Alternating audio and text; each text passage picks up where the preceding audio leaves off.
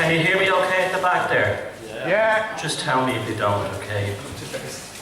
Thanks, Paul.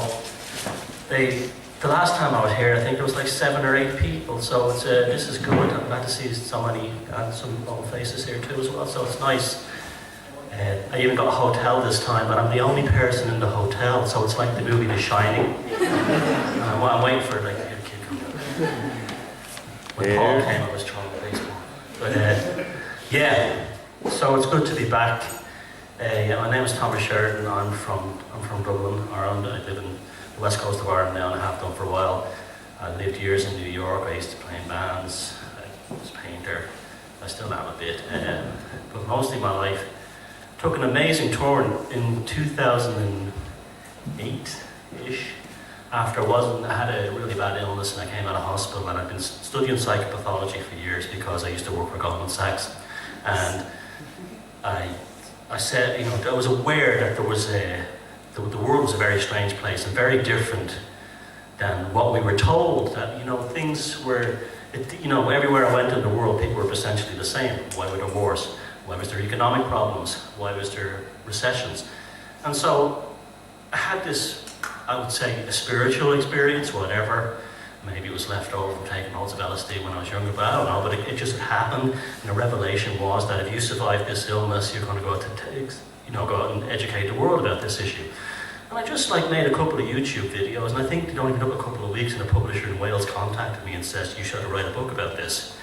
And then I wrote a book called Puzzling People. And again, thinking it would go nowhere, and I think I got on red ice after about a month, and suddenly I was all over the place, and I got quite well known fairly quickly.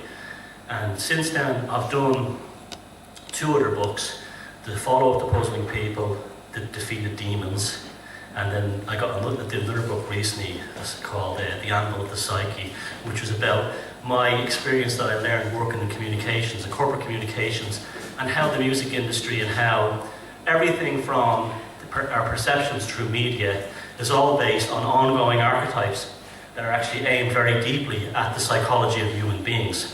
Very, very interesting stuff, very deep stuff, and very powerful stuff if you know how to deal with it. So, funny enough, everything was kind of gelled in together. I've got a film coming out on Friday, which is free to watch online, called The End of an Era. And it's a documentary myself and an artist in Ireland called Mark Higginbotham have made. And it's about how essentially Ireland was deconstructed by the IMF in order to get their hands on our resources. First, they flooded the country with cheap credit. Following the entry into the euro, this put people in tremendous, debt. And then suddenly they had a bargaining tool. And then when the economy went down, rather than the banks being foreclosed, the Irish government, criminals in my opinion, saved the banks, rather than at the expense of future generations of the Irish people. And so what's happening in Ireland is a microcosm of what's going on in Greece, Spain, Argentina, and very many other places. But this film won't be a negative kind of we're doomed, we're screwed kind of thing. The film will be basically have tools that anyone in any country can use to decouple yourself psychologically, more importantly, from the system. So you're not controlled or medicated by the media. I'll give you a quick insight. I covered this in my book, The Anvil of the Psyche. I learned this when I was a communications consultant. But basically, when a corporation goes for you, it's the same thing as when a psychopath goes into your life. They're altering your neurochemistry. So that's why the news is on at certain times during the day. 1 o'clock, 6 o'clock, or 9 or 10 o'clock. What happens is, when the news comes on, you'll have or remember the Big Ben on the ITN news. That's to build up stress hormones, norepinephrine, in your lower brainstem, and you're put into a state of hypervigilance. And then you get all the horror stories, and then they finish with a feel-good story, or a happy sports story. And what that does is it releases dopamine, which is a neurotransmitter hormone, which actually makes you feel good. It's the same what happens when you eat chocolate or you fall in love. So essentially how the media works is, and it's been going like this for years. This is also done in the military, it's also done in everything. The whole good cop, bad cop thing is based on this as well. They create stress hormones, and then they relieve them with things like dopamine. And that's why you're constantly, you become fixed. You have to get that fix. And that's why the news is at certain times. That's why certain religious festivals has things at certain times as well. It's I know it sounds very far out there, but that's actually, they didn't actually sit down years ago and say we're going to have the Angelus on our certain time because it affects dopamine. They didn't know what dopamine was. But they knew going back for centuries that human beings were very affected by things like mantras, changes of light, things like having torchlit processions. And through the years they learned how human beings were modulated through behavioural stimuli that were external to their actual neurology, but that they knew about these things, but they didn't know what they were called until maybe the 19th and 20th century. But this is a science, this is a way we're programmed. And even that, when learning about that stuff, that came right back down to how a psychopath targets a person in a relationship. So the whole thing really did fit into my whole theory in the early days of as above, so below. Well, it's whatever happens in a psychopathic relationship can be scaled up to the greater psychopathic system. And that's why we are the way we are. We're essentially controlled, and we're controlled through perceptions, and that's why I called them the lords of perception, the ones who actually have control and power. So my work has taken a long journey. I was watching videos years ago, I thought about 2008 when I first had YouTube and broadband, and it was all these people, and they had an idea the world had something wrong with it, but a lot of them tend to be very silly, or they weren't explaining why. And my attitude was, well, it's because the world is run. If they're not psychopaths at the top, it's a psychopathic mindset caused by a psychopathic system. Easy, simple as that. But then people would say to me, well, you have these powerful families, does it travel in the blood? Well, I found no hard evidence that it's actually DNA. I just haven't found any. There's a lot of push for it, but it's not there. You could have it just, the strangest things is that psychopathology seems to be like a savant kind of thing. It just shows up in families, in one individual. There was a very famous case in this New York Times where they identified some young children who were suffering, who were actually diagnosed as psychopaths. I won't say suffering because they don't suffer, we suffer, they don't suffer. And they came from normal families, they couldn't find any history of psychopathology in the family, and the other siblings were fine. So it's a very strange, spooky thing. I actually believe it's rooted in consciousness. I'll talk about that later on. But then there was the thing of okay, well, obviously runs in some of these families. I finished my first book, Defeat Puzzling People, talking about the Italian noble families. I spent about 2000, I worked for a bank in Dublin, and I went to work for about a month in Milan. And while I was there, on the weekends, I went to visit some of these nobles' houses around Lake Garda and these places. And they all had these bizarre paintings, and the paintings were all were from the late Middle Ages, early Renaissance period. And they would have been these powerful families, powerful Italian nobles, and often the images were very debased. Murders, killings, executions of prisoners, plague outbreaks. These were actually, and I asked one of the tour guides, why are they all such a specific shape? And why are they painted on panels, and why were they not painted on the edge? These were headboards of beds that were given to couples who would marry, noble couples, and they would actually be conceiving their children in their images of murders, battles, killings. And this was to create a sort of a pathological, sort of cultural strand which ran through these families. So it was ingrained in them, even if they were not psychopathic, they would have a psychopathic system. This is why you'd have things like hazing in the American elitist schools, where kids basically show up as teenagers and get the shit beat out of them. It's to harden them. This is why you have these sort of pretty brutal stories coming out of places like Eton and Harrow, where the elites, they beat the boys and they raped them and stuff like that. It's the same reason why I went on the seminaries. It was the same reason. You have fox hunting, and they have things like blooding. It's to desensitize. You remember when you first saw a horror film, and it may not be that scary, looking back on it now, but at the time it absolutely terrified you. And then you may have seen a film like The Exorcist or something truly violent, and all of a sudden you're desensitized. Your levels of, dealing with this stuff changes. That's because you're literally building new neural pathways in your brain that allow you to process the experience. I'll be talking about that later on tonight, how it relates to the left and right hemispheres of the human brain. But this recently, I've been trying to find out, what's the history of these families? Why are they all like this? And I came across a very interesting document written by a British psychiatrist called Dr. Kenneth McCall, who was not a materialist scientist. He was actually quite a spiritual, consciously aware guy. During the Chinese Revolution in the 1930s, he noticed literally an epidemic of psychopathology. And by studying the Taoist literature, he found out that the Chinese believed that families could have a sort of like a pathological kind of virus, but not like a virus like an actual, bacteria, but almost like a strain of the consciousness in there that's actually would pass from generation to generation. And if it wasn't cut off, it would manifest or come out at times of extreme danger. So you'd have things like in China, people who never committed a murder or a crime in their life suddenly killing children. Things like this. We all hear these stories, this mass hysteria. And the Taoists believed that because some past relative who had what they described as psychopathic traits had left that kind of almost like not a DNA, but almost like a sort of like an imprint, similar to, when people have organs changed and stuff like that, and they have cellular memory. And he was using very archaic 1930s language, but I'm giving you what he was really basically saying in our, modern vernacular. But basically he was saying that wasn't dealt with in a psychological sense, then the virus would actually continue to the next generation. And so he actually, even though he wasn't a Christian, he used an actual Christian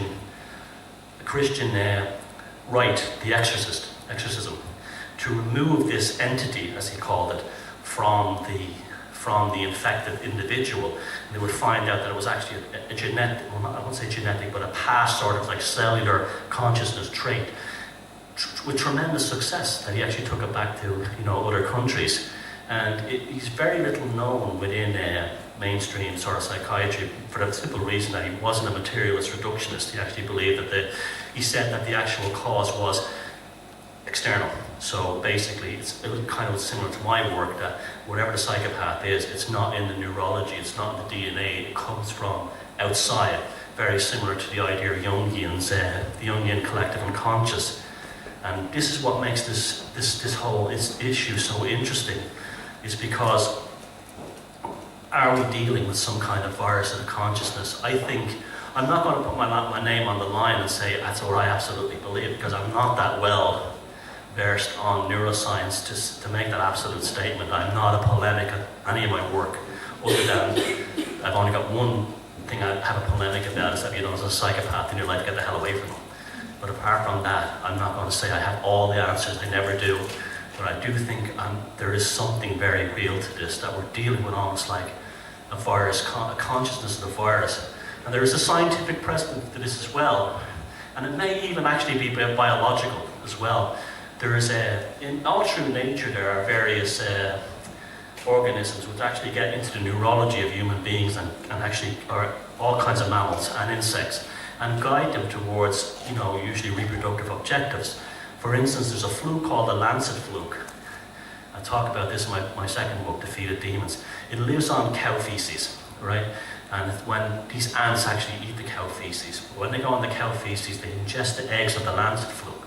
The lancet fluke then goes through the digestive system of the ant, but burrows its way back into the exoskeleton, literally eats the ant out as food, and then uses the ant's nervous system to drive the ant around like a robot.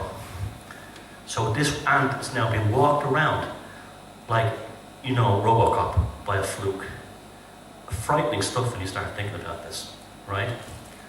Literally, a fluke, a very basic organism, had enough, whatever, cognitive insight to know how to use an ant's nervous system as a robot.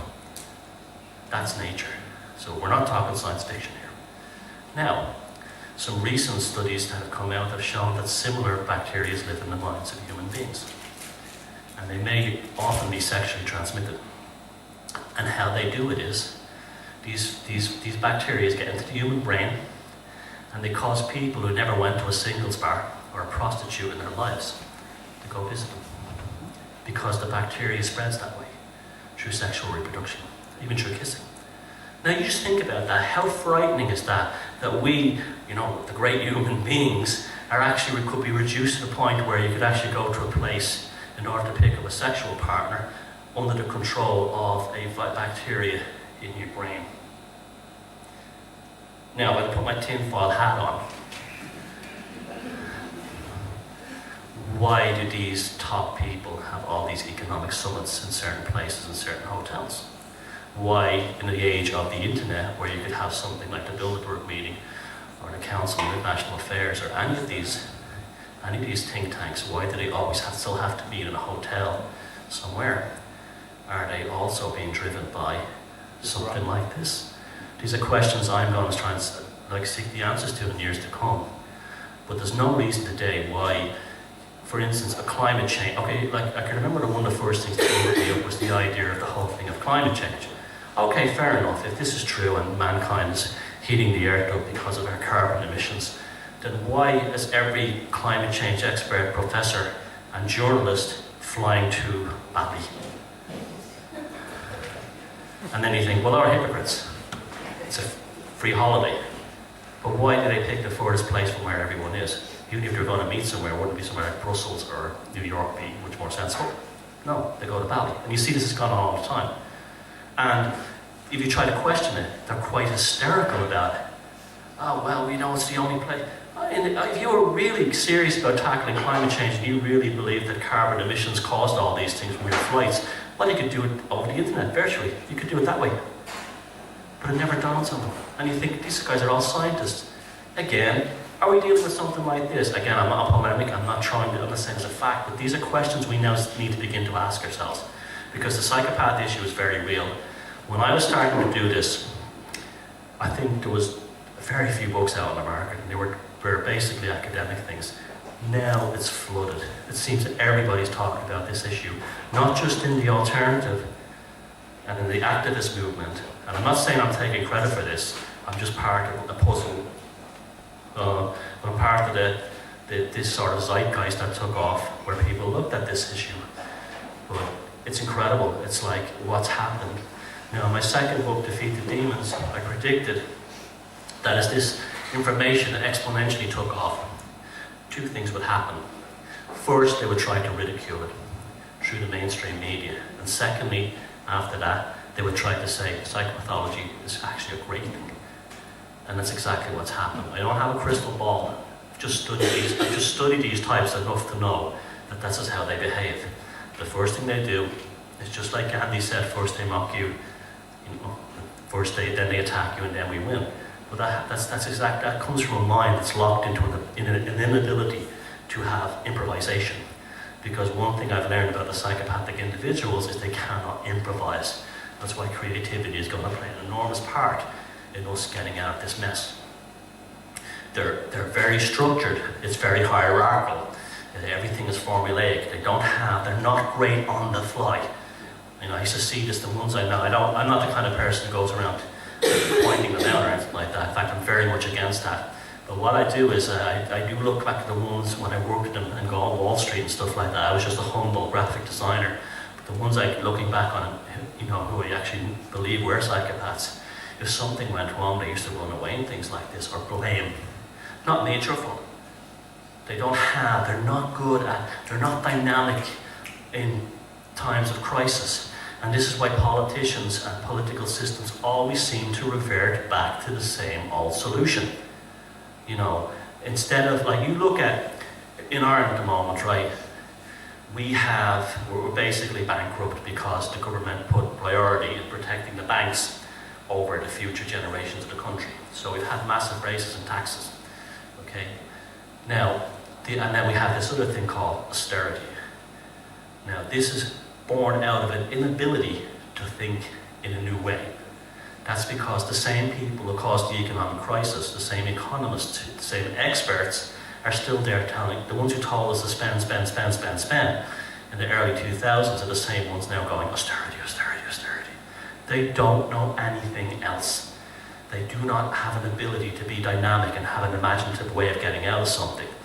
And it's like, I was on the radio in Ireland, and they brought on some economist guy, and it nearly descended into a war. And I was being very polite, and he was being very antagonistic, and I said to him, look, and I wasn't shouting or anything, and I said, to me, to my uneducated mind, to me, austerity, opposing austerity to jumpstart an economy is like trying to get pregnant wearing a chastity belt.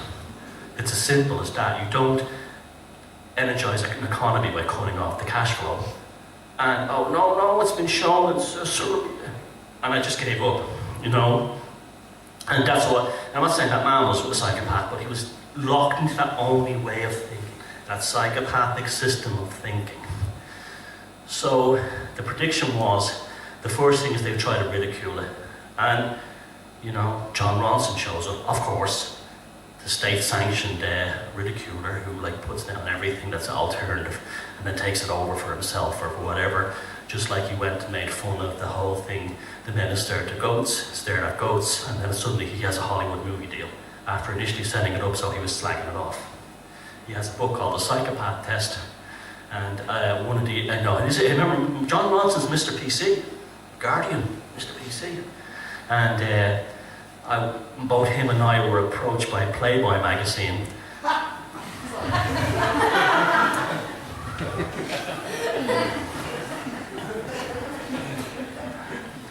I said Playboy, not Playgirl, but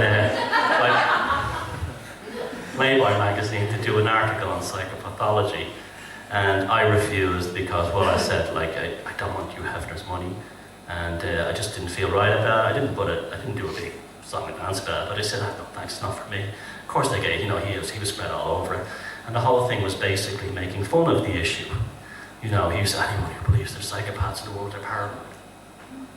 This kind of thing. He had a little stupid video to promote it.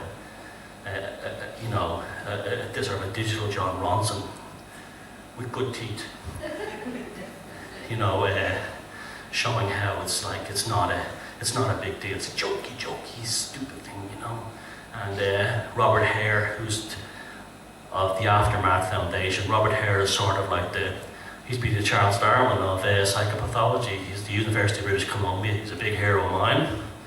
And he's the man who really brought this issue out with his book Without Conscience, and he's a guy who really does genuinely care about people, and he was basically somewhat kind of slagged off by Ronson, and I remember thinking okay, they're worried now, because they don't want people knowing this issue, because then you can look on TV and go, aha, I'm not voting for him because he's as shifty as feck, and that's what they don't want. So they tried that, and what had to have the reverse effect. Suddenly, they were interested in other people's work on it. There's lots of if you look at the comments on the Amazon page for John Ronson, they were saying, oh, another good book is Thomas Sheridan's Puzzling People. Oh, another good book. So it actually had the reverse effect. It caused a big interest in it. And so that was okay. And then I said, okay, now they're going to try to say it's a good thing. And it's been happening literally in the last few weeks.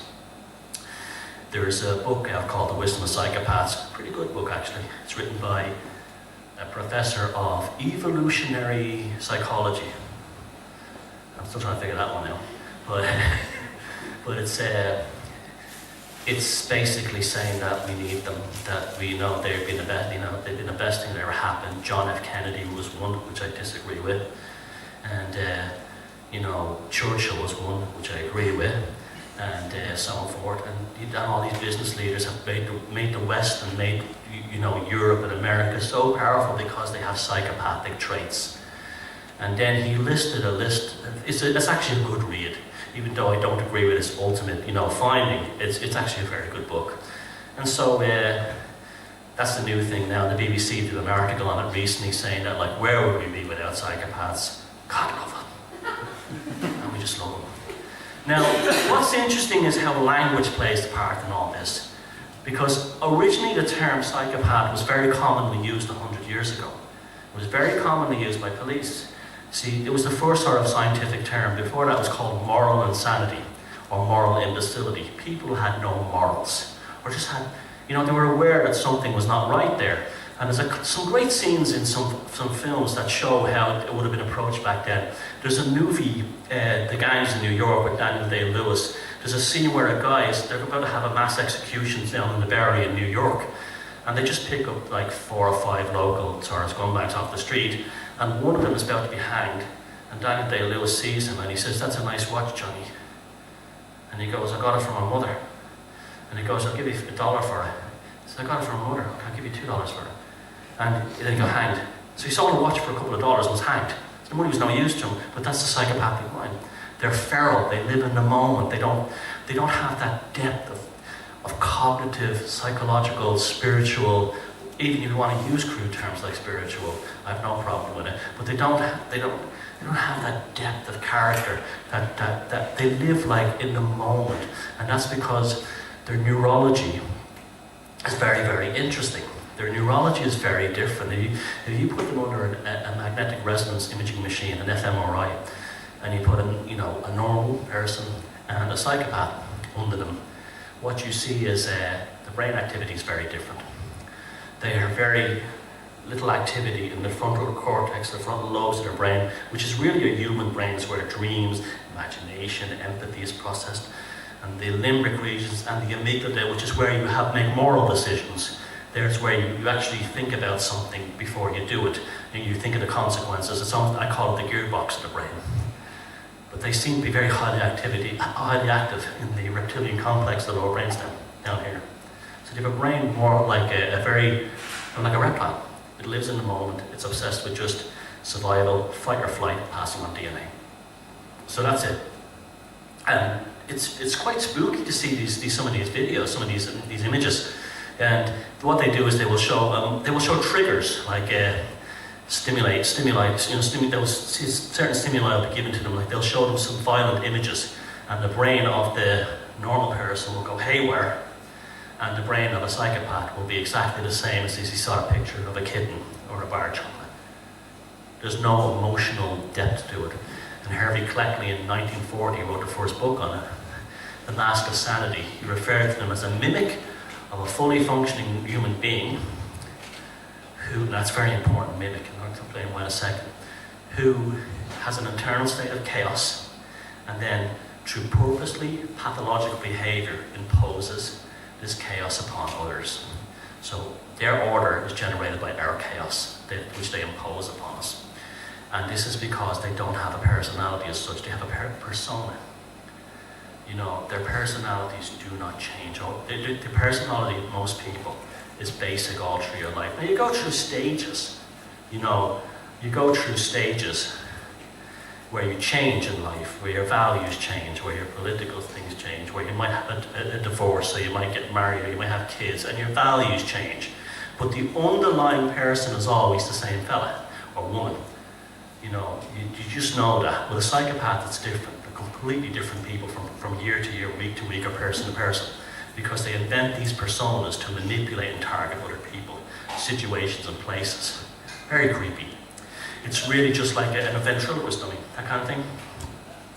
So you could meet a person, like someone's here knows me since I was about 15, and she'll tell you, I hope, that it's basically the same fella, but like, even though I've changed, I was like a stupid teenager then. Now I've learned a lot because I had life experience. I've had bullshit, like the rest of us. But that's how you grow as a person. But and your values change. What you want from life is different and stuff like that. And that's okay. But they're not like that at all. For instance, a psychopath would have two different personalities from dealing with you and you. If he wanted something from you that was quite different than you. If you were to describe the psychopath to him and vice versa, you wouldn't know you're talking about the same person. You understand? It's an actor. And this is why they're so good at politics. This is why they would always tell the politicians would be very intent on what I was saying. He'd listen to everything I'd say, and as soon as he got into power, I never made that promise. And that's literally what really happens because it's so creepy and spooky. This is why they also can't say sorry. They're hardwired literally not to say sorry, because what happens is the previous version of them is the one who did the wrong thing, where the new version is not responsible for the crimes or the behavior of the previous one. And that's why can be a war criminal, start a war that led to 1 million deaths, so they say. Large numbers of British and American servicemen, caused chaos in the Middle East, and he will never, ever, ever, ever show any remorse for him. Because the one that was with George Bush in the White House is not the one who has an interfaith foundation. See what I mean? That's a classic, because he's not responsible for what the previous one did.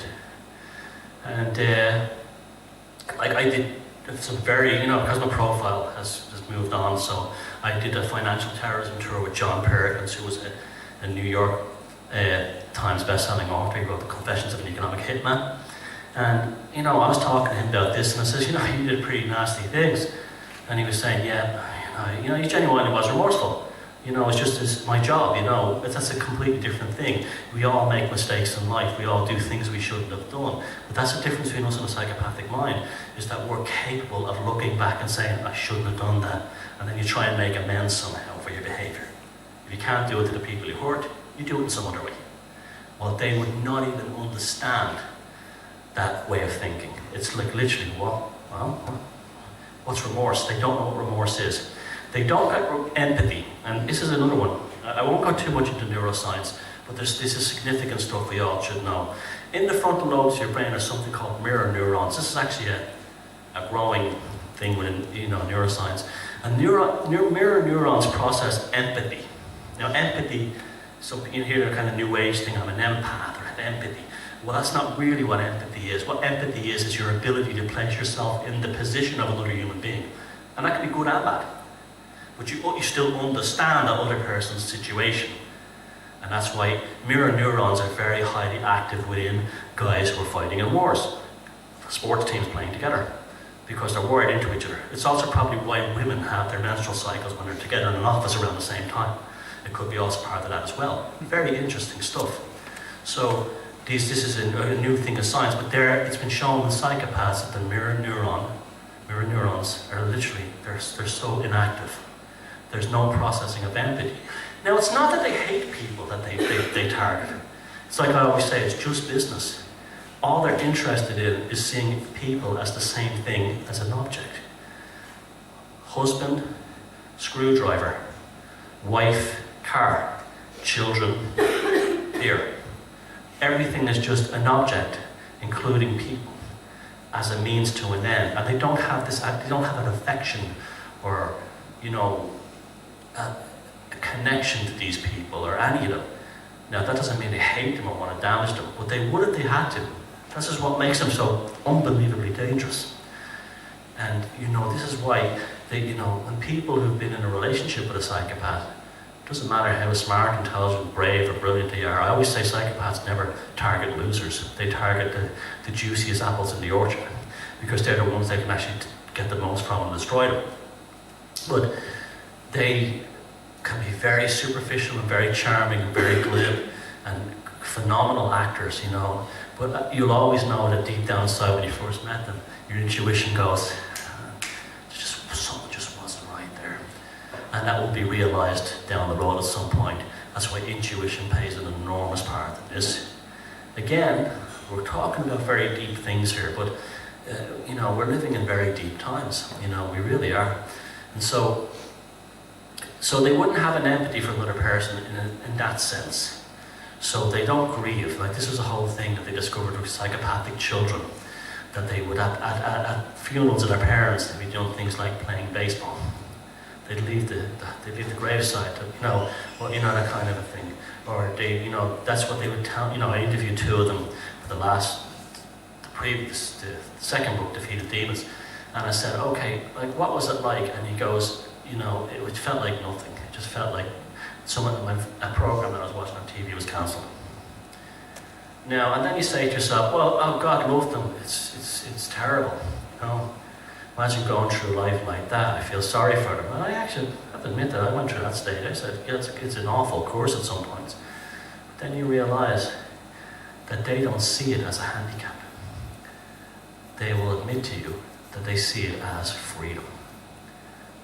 They're free from pain, emotional suffering. They're free from guilt. They're free from accountability, social, moral, and all other kind of romantic accountability. And they don't go through pain and heartbreak. This may also be why they don't create, because creativity, art is nearly always, the best art is nearly always a reaction to suffering, emotional suffering, psychological suffering, illness. you know, and it's like, they love it. You know, you get them alone, they'll say, I love it. I'm totally free, I can just use anyone I want, and I'm not shackled by the pain and suffering of others. It doesn't bother me. And then you find out that it goes a little bit more even sinister than that. They're actually adrenaline junkies. They're addicted to adrenaline, and they get the adrenaline rush from having done somebody over, a swindle. So that scene I described from the movie, where the guy got the $2 or whatever before he's been executed, he got a rush of adrenaline in his brain, and that often triggers something called duper's delight, which is a smirk. And I read a book a few years ago by a guy who worked as the operator of the electric chair in Sing Sing prison in upstate New York. And you could always tell the psychopaths. He said, first of all, they didn't care they were being executed. And they would do things like, it was like nothing. Yeah. And they would try to swindle and bargain things from people right to the very end, the day before. Like when you'd have a normal prisoner, he'd say, what do you want from your last meal? You couldn't eat it. Could you? You might be like, you know, you're religious, you might think you're going to hell. The psychopath would go, I want this, I want this, I want this. Just no depth of feeling. Didn't care. And it was time to check out. That's why they don't even particularly care about their own deaths after a while, when they get to a certain age. And they're driven by this adrenaline rush. Now, this would be fine. You'd say, okay, they're victims of neurology, biology, and all this stuff, until you realise that the problem is they don't tell us, the rest of us, about it. So we're legitimate targets, and we don't know we're targets. And you would say to yourself, well, okay, what's the consequences of that? The consequences of that are so far-ranging, it's terrifying. We live in an age where kids are given computer games, and they get really good at them. DARPA in the United States gives these teenagers a uniform, and then they sit there in front of a monitor, and they destroy villages in Afghanistan with drones. You see, this is why this is deep, dangerous, scary shit we're going into.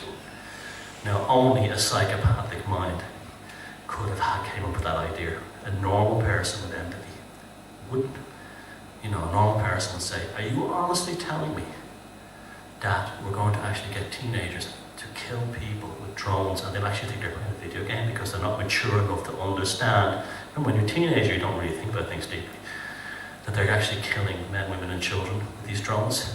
You know, that don't worry about it. It's just this is why it's such a scary time we're living in. You know, these things are deep, and then when you start looking at them in that sense, you start to see all the stuff reflected all through history, all through the history of humanity, all through the history of the world from religion. I was reading about, I was talking to Paul on the way up here tonight, the Montfort University. Well, how did that family get their money? They got their money by killing the Cathars in southern France. And the Cathars were a phenomenal people that lived in southern France. They were called the greatest heresy. They were actually Christians, but they were Christians who rejected the Old Testament completely. Like the Gnostics, they believed that the Old Testament was written by a psychopathic demon named Jehovah. This is literally what they believed. That was pretending to be God. And that's why you had all the killing in the Bible, all the murders, all the rapes and all this stuff, you know, the homophobia was in that, and the misogyny was all in that, and all the intolerance and stuff like that. I'll just change this little subject there.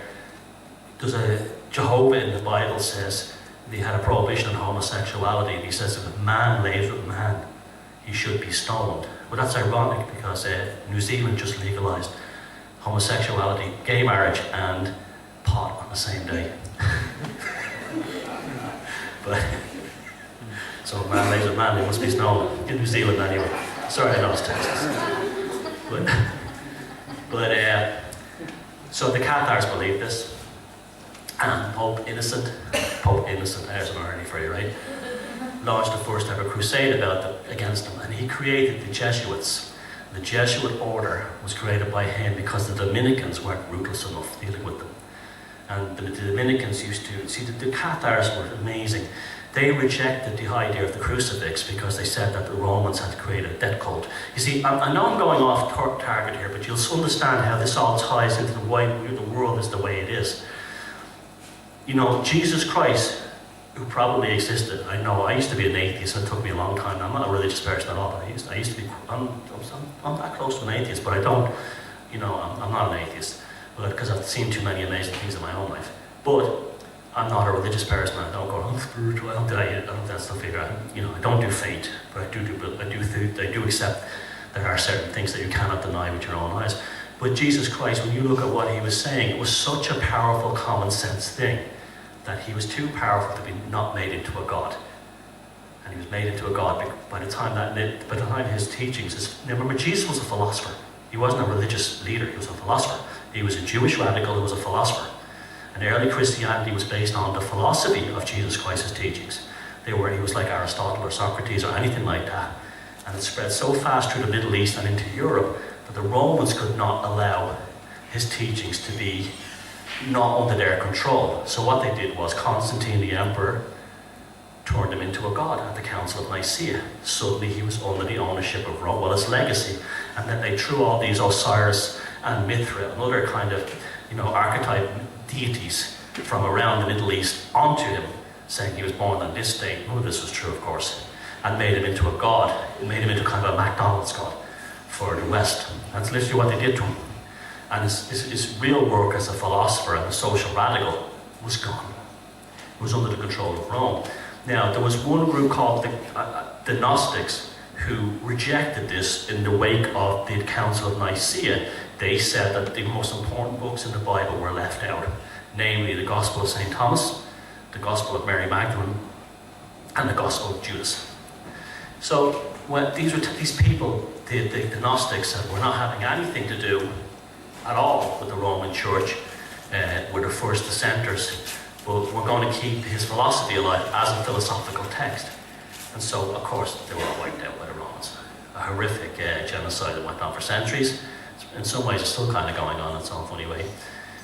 The Cathars, through a sect called the Bogomils in the 700 AD, who were probably connected to Zoroastrianism, but also Gnostics, they kind of arrived in Armenia, into Bulgaria. They made their way through the Balkans, up into Italy, and then they became what we know as the Cathars. The Cathars were kind of keeping the Gnostic idea alive. They were dualists in that they were like the Neoplatonist dualists. They believed that the universe was made of dualities, which I do as well. And they react, the integration of these dualities create the universe that we live in. This was all tremendous heresies to the Vatican. They said that the worship of Jesus on the cross was a death cult. And when the Dominicans said to them, why do you deny the cross? The Cathars would reply, would you worship the gallows your father was hanged upon? They're very clever people. They're tremendous at agriculture and civil engineering, and they had women in France in the 1100s could own property. That was not addressed again until the government of de Gaulle in the 1950s. They were usually ahead of their time. They had high positions of power in their government for Muslims, Jews, and Catholics. They were totally obedient. They didn't have churches. They didn't even have priests. They had things called prefects. They were a Christian sect who believed in reincarnation. And if the time came when you felt like you'd reincarnated enough in your life, you could actually have this rite. They only had one rite called the consolamentum. And you were approached by what they call two prefects, who could be a man or a woman, a man or a woman, who were sort of like, they weren't priests, but they were sort of like the advisor elder class, very similar to something like they had in Druidism, who could say to you, well, if you become pure spirit now and don't reincarnate, no more women, no more beer, no more dancing, no more music. And they'd say, yeah, I'm ready, I've had enough of this life. And then they performed a consolamentum, and then you became pure spirit. This was unbelievably heretical to the Catholic Church, but very appealing to people who were Catholics and poor at the time, who struggled to feed these monasteries that were run by orders like the Dominicans. And when they went into churches, there were devils and gargoyles. Remember I said about the reptilian complex? Symbolism. I wish we had more time to talk about this, but the archetypes do show the predatory nature of the control system. Again, what happened? There was a massive conversion towards Cathars. There were millions of them in southern France and northern Spain by the 11th century. Well, Pope Innocent created the Jesuits to go in there, and one of the guys who was involved in killing all these people to get their land and their money was the Monomythic family, and that's why they have all this power today. Again, everything comes full circle. This is why it's such an important issue, because we're actually robbed of what we're supposed to be as human beings. We're much more than this. We're much more than economic units. We're much more than soldiers going down and fight wars for them. They've distorted us. And I've had so much trouble dealing with this because I wanted to taper myself all the time. Say, you're going too far with this. It's not like that. And then something happens that validates exactly what I was thinking, or I stumble upon something in the history books that validates it. And this is why this subject has become, for me, so important in my life, but not in an evangelical, crusading way. It provides answers that I think that when these answers appear, look, if you're in a relationship, if you have a friend who over the years has done very strange things, and you say to yourself, I think he's a psychopath, you get him out of your life. And suddenly, there's less stress in your own life. He's less likely to come looking for you for money when he does something wrong, or something like that, or bail you out when he's jumped at his wife and kids, and things like that. You're not involved in that stress anymore, okay? And you're not associated with his behaviour, and he won't be making snide comments about you anymore, your weight, or the way you're balding or something. They love the kind of passive-aggressive thing. Your life is freer. Well, I believe, as a species, if we could solve this issue on the macro level, we could actually have a more richer lives as human beings. And it's happening. It's definitely happening. And they're really trying hard to control and knock the whole thing down right now. I mean, like I said, there was 6 people here last time I was here. There's a lot more now, and it's growing. And it's just happening to me everywhere. And I'm just talking in places like Scandinavia. They give me an hour on TV. Talking to big crowds. In some places, and I'm getting offers to talk everywhere because people are hearing this stuff, no matter where they come from. We've all encountered a psychopathic individual in our lives. We may not have known they were psychopathic until we stumbled upon the information that I've written and others have written about. But then it answers that mystery. And when that mystery is answered, well, then you deal with it. It's closed. You put the lid on it. I don't have to wonder why he did that to those people. I don't have to wonder why he used to, live the life of crime. I don't have to wonder why he broke their hearts. He used to marry a woman, get her pregnant, live for a while, then dump her, marry another, and have shown no compassion for the previous kids or the previous women, destroyed their lives, left a trail of misery behind them. Suddenly that mystery is answered. And then we're not confused and bothered by it anymore. And we're not guilty by it anymore, because I have a lot of people write me letters. I get vast amounts of emails. And a common one I get is my mother and my father was a psychopath. They tortured me, they psychologically abused me, sometimes even sexually molested me, but they drove us mad, and I've seen them destroy people in their lives, and I used to believe that somehow it was my fault. And when they read my books like Puzzling People and Defeat of Demons, they realise it wasn't my fault. That they really don't have any morality, they don't have any empathy, and they don't give a shit about anyone but themselves. A huge weight is released off these people's shoulders, and then they don't have to spend their lives lying in bed at night thinking about it. Well, the same thing will happen with the world. If we can figure out that, like, politicians and people in huge power, if they're not psychopathic, they will have a psychopathic system. If we can deal with that, then we realize that the system cannot be reformed. I honestly believe that. See, again, everything is scalable, from the bottom to the top. How do you cure a psychopath? You can't. There's no cure. Why? 2 reasons. 1, they don't really know what caused it. 2, if they did, we don't have enough scientific ability to do it. Great, we did, but we don't have it. And thirdly, psychopaths don't want to be cured. They don't see themselves as being sick.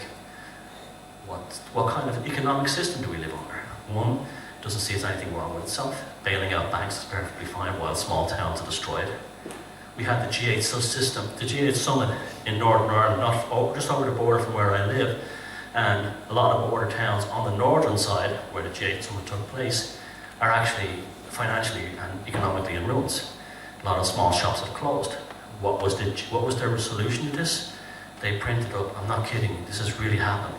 They printed up phony interior shop fronts and covered them all around border towns to make it look like the towns are thriving and all the shops are busy. And if you went up to the shops, the prices were in dollars.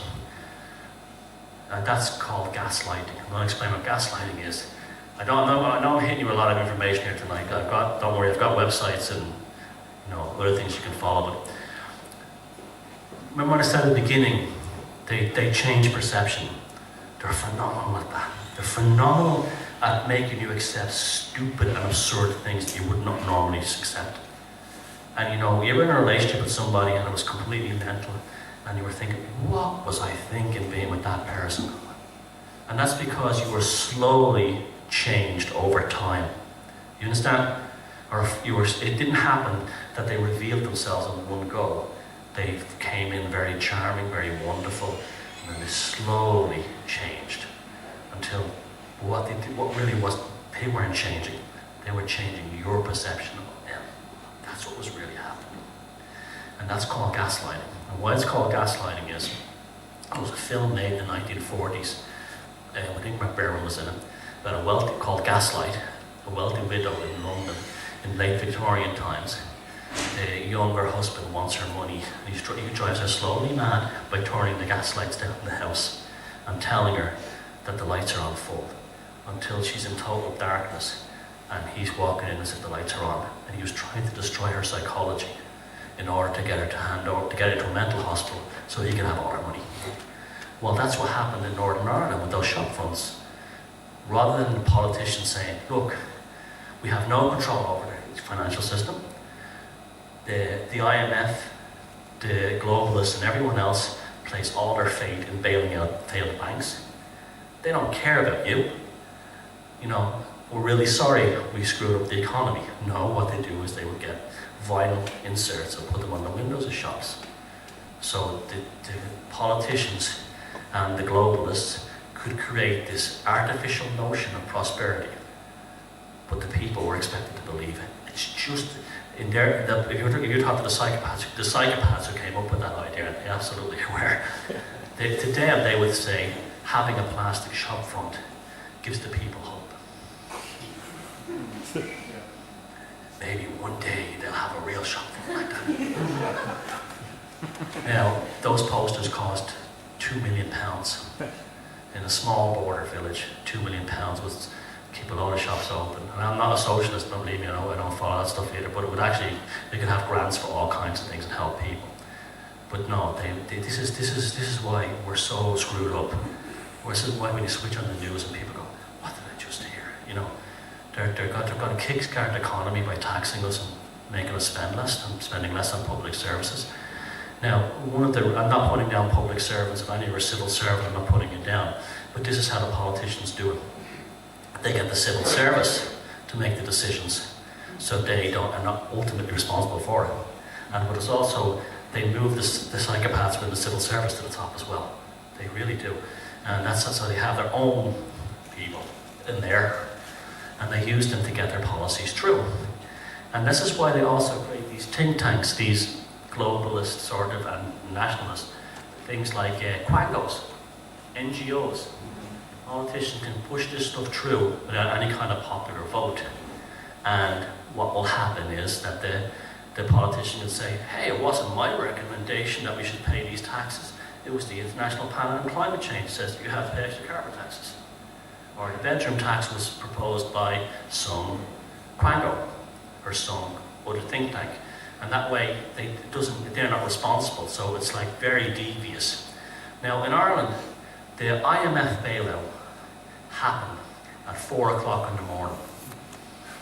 4 politicians, very heavily connected to the property business. The property sector was the main one that was damaged by the collapse in the bank, by the bonds.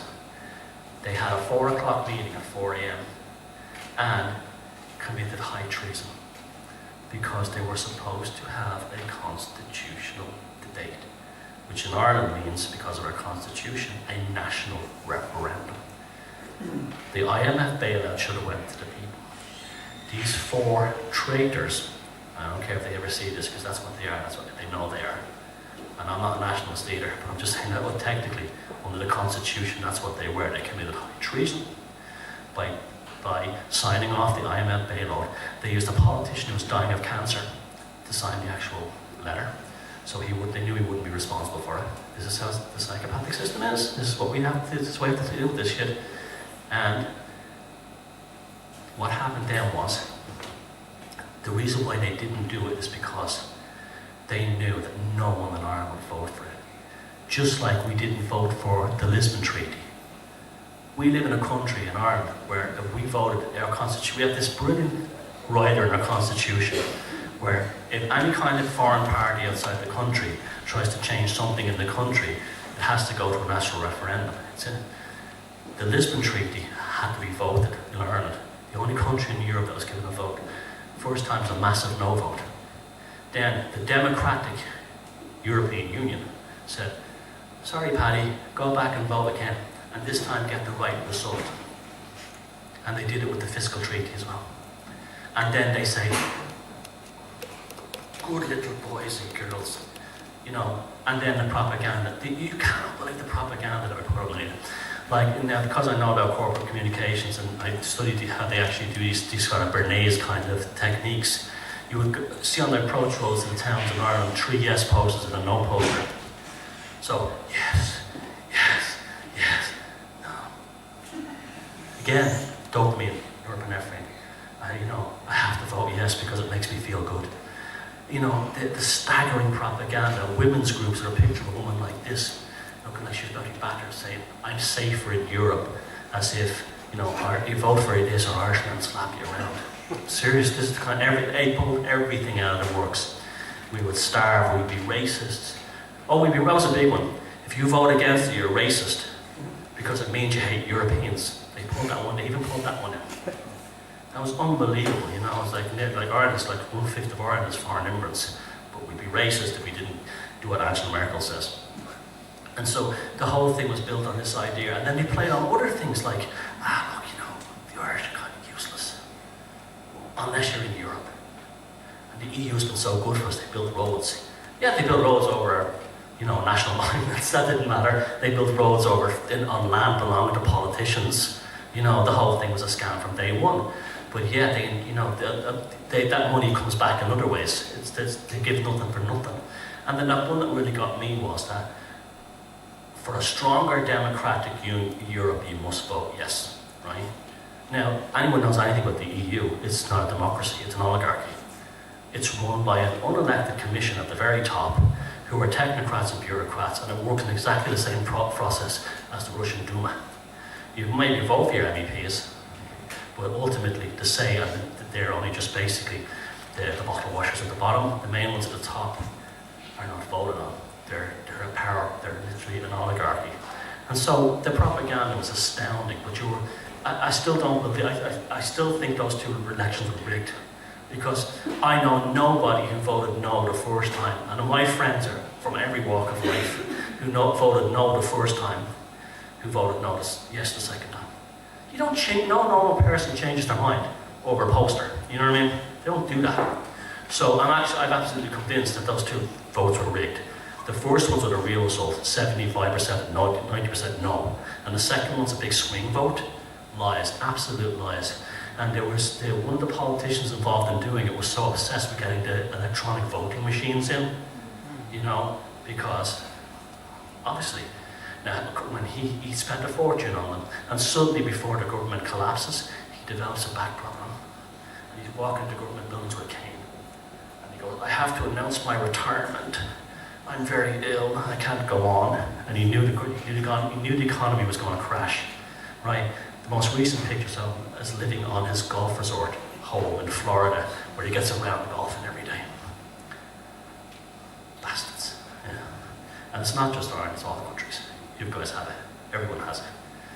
And this is why now we have to sit back and say, that's not us. They are not our representatives. They represent they represent themselves first of all, and then they put the power behind that. So their representation would be the banks, the globalists, and so on.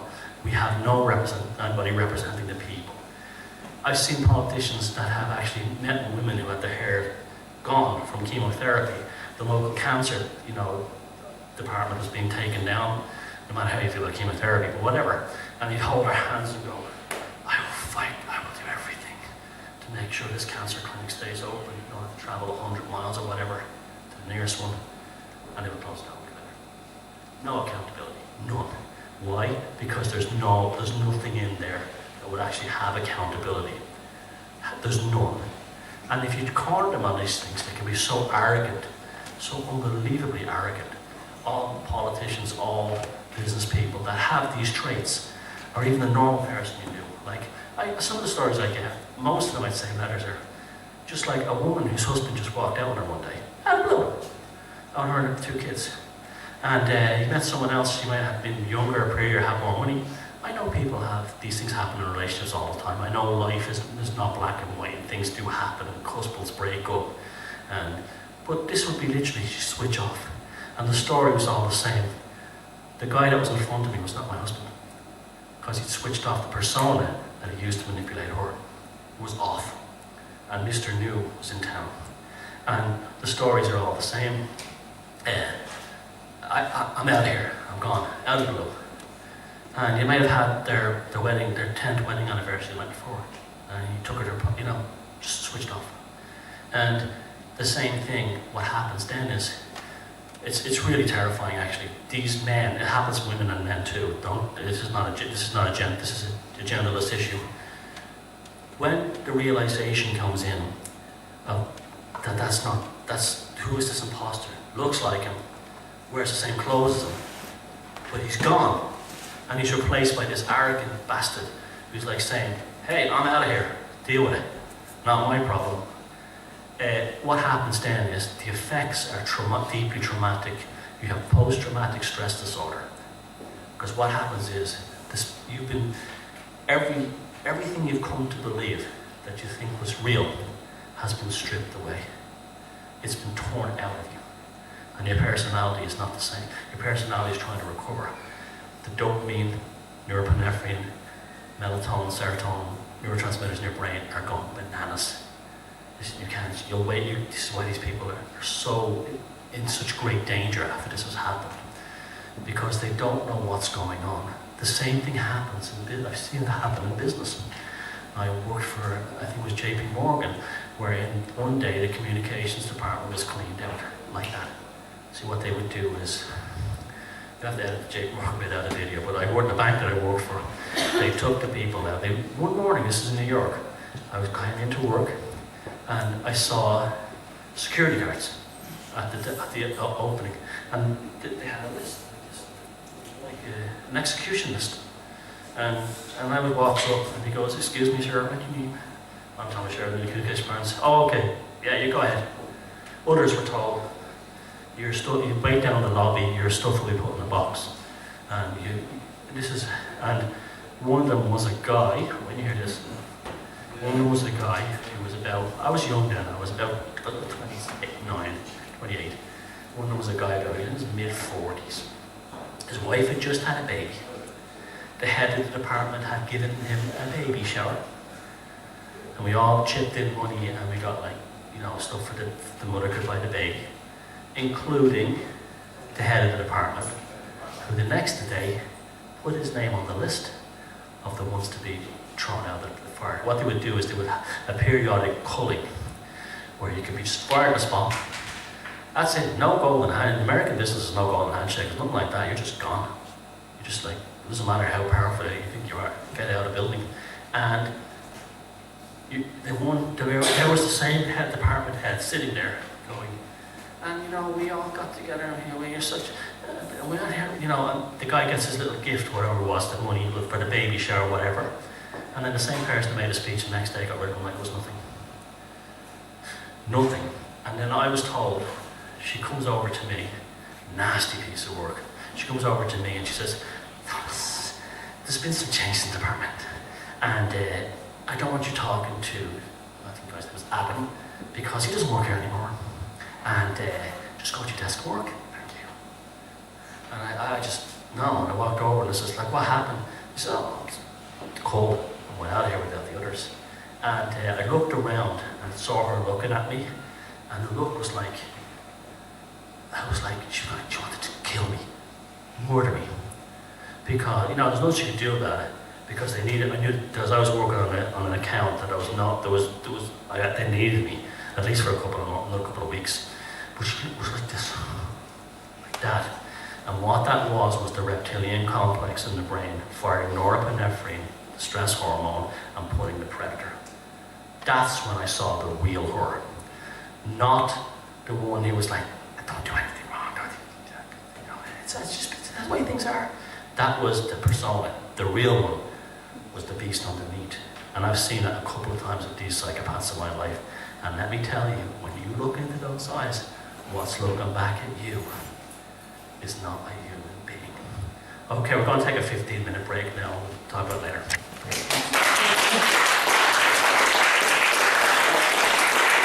Thanks, Thomas.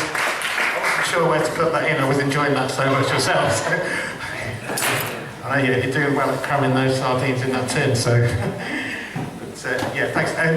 15 minutes break. We'll try and get him going as well, so you can tell he's got loads of info for you. So, yeah, have your flags and beers. Come back.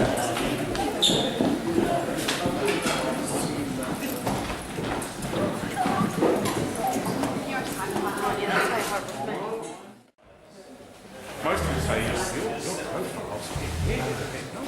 Well, that's what I want to say. Okay, now we're going to get a little spooky. I've been talking about this stuff in a sort of a matter-of-fact kind of way. There's a very broad. Can we turn down one of the lights, Paul? Is that possible?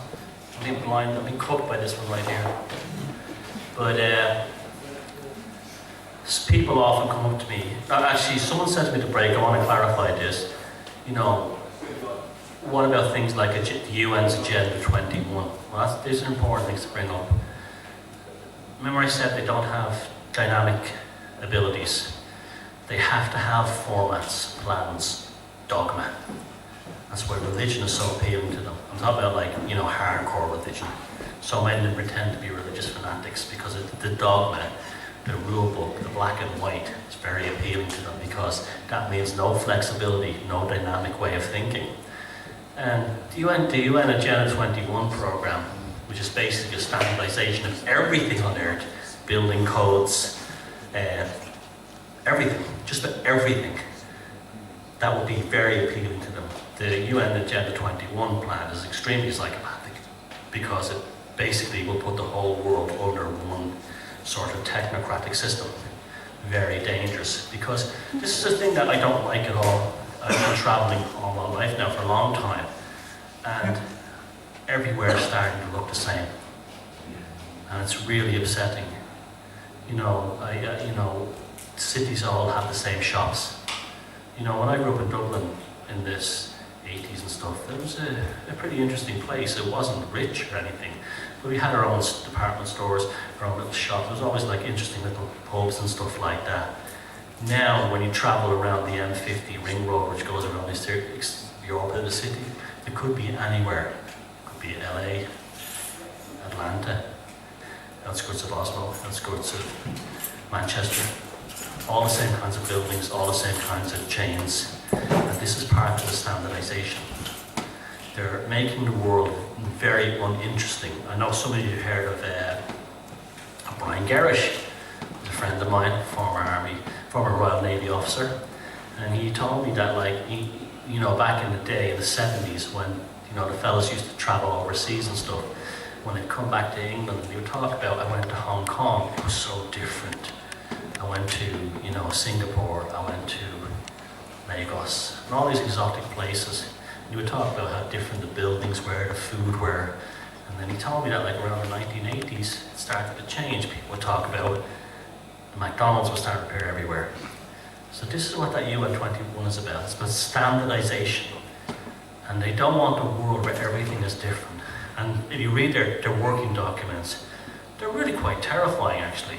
It's like they want every building code in the world to be the same. So that means that you travel from Siberia to, South Dakota, from there to Argentina and across to Africa. And and the buildings will all be the same plumbing systems, same construction design, everything. We'll turn the world into a soulless, cold, dead place for humans, and it will rob us of the richness of human life. Because you know what it was when you first went traveling around the world. You go to somewhere like Italy, and you were stunned by the buildings, how different the history was there. Well, they're trying to rob us of our history. They're trying to rob us of our past, because they want to begin again. They want to begin again with a blank slate of nothingness, where we can actually be. This is why you know that phrase, history belongs to the victors. Now it's more than history, it's everything. It's how we feel about ourselves, how we think. This is why English is becoming the primary language. People say, oh, we should be one world as a one world people, and no more wars. And yeah, that sounds great and everything, fair enough, but that's not the kind of one world they want. They want a one world Milton Keynes, a one world shopping centre, a one world plastic, antiseptic, easy to manage, maximum profits, less diversity. You see, this is a real mindfuck for certain things. This is a real game, a spell they put on us. They talk about diversity, multiculturalism. They love to throw this stuff out there. But multiculturalism to them is not the same thing it is to us. Multiculturalism to them is all the different groups and all the different races and religions all having the same slop culture, all being bland down to nothing. So that what makes those cultures interesting are taken away. And there's also an assumption that somehow we're all naturally racist. Human beings are not naturally racist. These things have been imposed by psychopathic systems. Human beings all over the world are more or less the same. I saw this in Northern Ireland when I was a kid. There's no difference between a Catholic and a Protestant in Northern Ireland except the motifs, the trappings, the flags, stupid marches and all this stuff. Stupid beliefs that you're different than me because of history. They impose the divide and conquer thing. Now this doesn't work for them anymore. The new one is blandness. Everything is bland. Everything is ordinary. That there's no, you can be multicultural, but you can, as long as it's under our system. I'll give you an example of that. I have a friend who's gay. He's also an anarchist.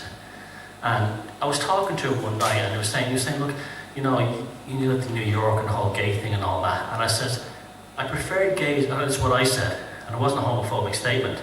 I said I preferred gays when they were queers. And I'll tell you why, there was an edge to them. There was an edge to their culture.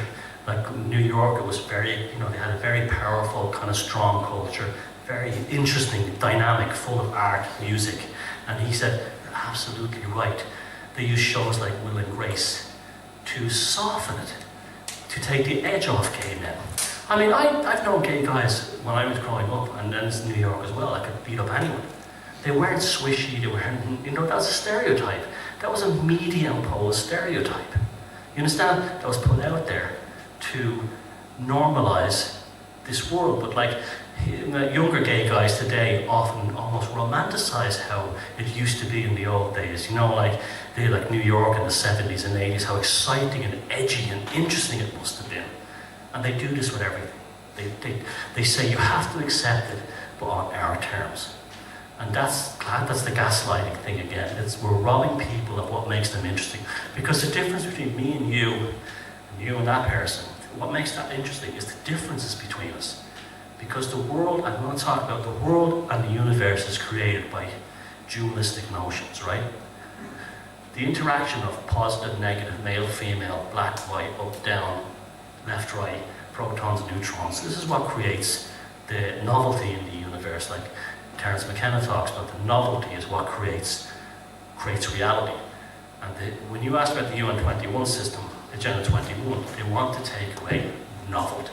They want to take away the real diversity and put us under this kind of sameness culture that robs us of who we truly are, but what we have is good for business, it's good for politics, it's good for corporations.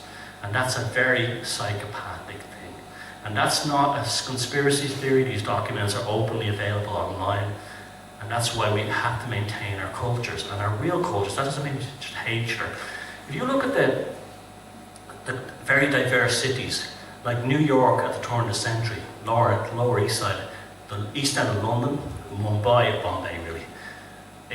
Up until recent times, there were cultural, multicultural powerhouses in the true sense. At the Lower East Side of New York, we had Jews, Irish, Italians, Eastern Europeans, African Americans, in vast numbers living next to each other.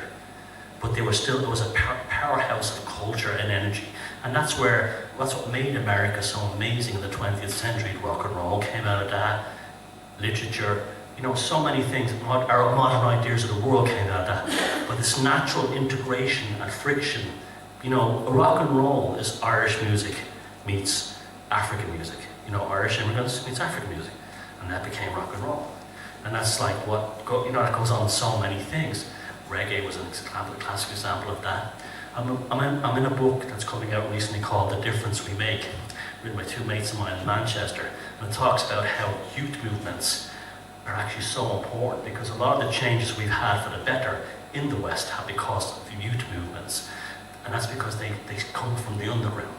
They're not created from the top down. I did a talk recently last year in Edinburgh, and I got a standing ovation when I said that Simon Cowell and Louis Walsh were the spawn of Satan, because they're imposing corporate culture down.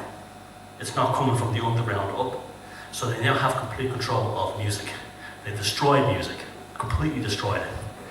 You think back at the bands in the 80s, it was just unbelievable, there's a sheer range of music. R&B, rap, metal, punk, new romantics, goth. It was astounding, doesn't exist now. It's all these horrible kind of like crooners, again, imposed on the culture. Standardization, and that's the purpose of Simon Cowell, to standardize music. He's the Agenda 21 of music. Charles Saatchi is the Agenda 21 of art. Understand? Imposed things from the top. The merchants of nonsense, I call them. And then a new generation grows up thinking that's what it is. It's not. Their perception has been changed. And this is not a new thing, this has been going on forever. This is why the Greeks filled, 2,000-3,000 years ago, filled their entire empire with amphitheaters. They weren't just plays to, amuse the population. Those amphitheaters were to indoctrinate the population through these Dionysian cults. Dionysus was the first rock star. Actually, the depictions of him show him in a stretched chariot being followed by his groupies. He was the first rock star. Elvis, Kurt Cobain, you name it. They were Dionysian cults, just brought up into the new world, into the new times. But the same motif and allegory was there. So they've been doing it for a long time. But it's got so powerful now because they have the whole world. Because of mass communication and the internet, mass TV and mass media. I think 6 companies own all the media in the world. 6 companies. And that would include YouTube and everything else. However, they screwed up by giving us the internet. Because the new folk tradition is people using YouTube and so on and blogs to build up their own culture from the bottom. So we're getting it back in a different way. Where human beings are amazingly resilient culturally to actually do this. There's the same kind of energy that, African Americans were brought from Africa on slave ships. But look what 100 years later, every music in the world that's listened to today, by then was African music that was brought by those slaves. So it just shows you how amazingly resilient human beings are to change. So that's why when they impose these things on us, like Agenda 21 and all this stuff, don't worry about it, because we are human beings, we will develop the means to escape it in some way, and it's happening. It's like the music industry doesn't exist anymore. I can't believe the changes in the music industry from when I was a guitar player in it, but it doesn't matter. The new bands are making their own records. It's very easy new technology to record your own music at a very high quality at home on your PC, using your analog instruments, and you can market it, put it on MP3s and sell it, and get your YouTube videos up, and there's other ways of doing it. It's almost like a folk culture has developed that's coming from the bottom up. So never lose hope. My message is positive, it's not negative. The human beings are resilient. No matter what the psychopaths throw at us, we always seem to survive. And this brings me to another idea. The idea of good and evil. people say to me, are psychopaths evil? I says, well, yeah, they would be considered evil in, the moral framework of what we come from. Well, we'll talk about that. Good and evil actually has a history. It really does. Up until the 6th century BC, we lived in what was essentially a polytheistic world. Polytheism means there was multiple gods. This is a universal thing all over the world. There was gods for rivers, a goddess for the sky, a goddess for a tree. Ireland was named Era after the goddess Eru. So there's goddesses for everything, gods for everything. And that's how the human beings were until a Persian prophet in the 6th century BC called Zoroaster came up with the idea that we lived in a dualist world where there was a dualist god. Now that's not necessarily a bad thing, but it became a bad thing. So you had like polytheism, you had a continuous line of everything was sort of related to nature, gods, goddesses, and so you had a thunderstorm that was Thor. It wasn't like necessarily, and that thunderstorm wiped out a village. You invoked the anger of the gods, and that's how they dealt psychologically with these things. When Zoroastrianism came along, you had a split. It went like this: you had good, evil, right?